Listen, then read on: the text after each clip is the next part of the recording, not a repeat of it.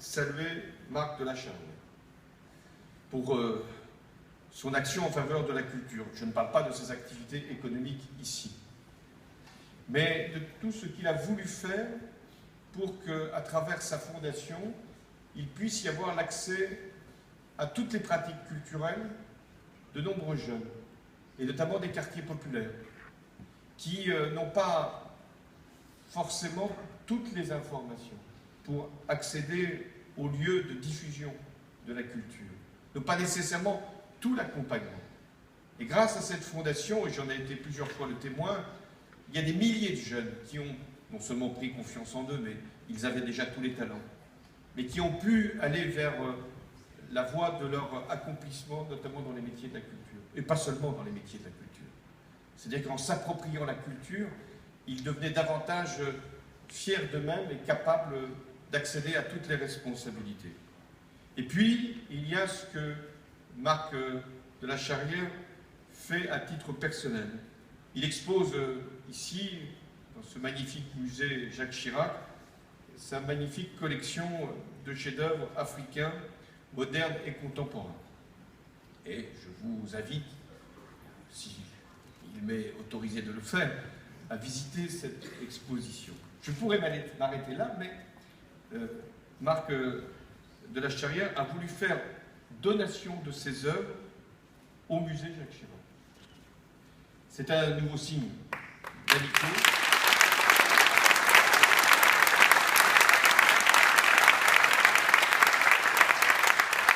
Mais c'est un geste remarquable à l'endroit de la République française. C'est-à-dire un don, non pas une mise à disposition, un don d'une collection que vous avez mis des années à bâtir.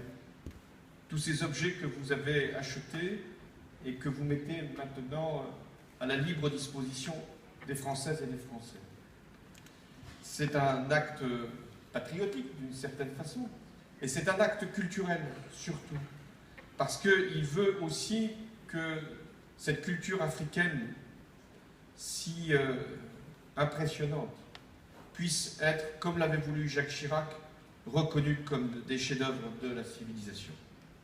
Alors, cette année, le prix Culture pour la paix distingue Cœur Pontalima, et je veux remercier ici son président, Slobodan Soja, son fondateur, le père Markovitch, parce que là encore, c'est un très beau symbole de ce qu'est le dialogue interreligieux, interethnique, celui qui a été engagé en Bosnie-Herzégovine, lorsque le pays a été frappé par la guerre, qui déchirait les populations, on s'en souvient.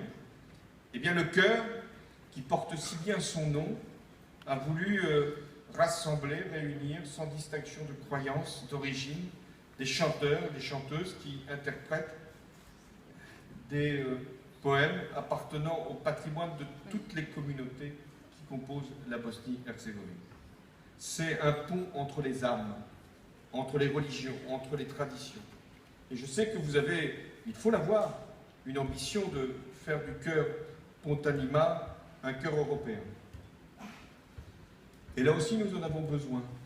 Cette Europe à laquelle nous avons ici beaucoup donné, et le président Chirac, dans un moment très particulier qui était celui de l'après-réunification.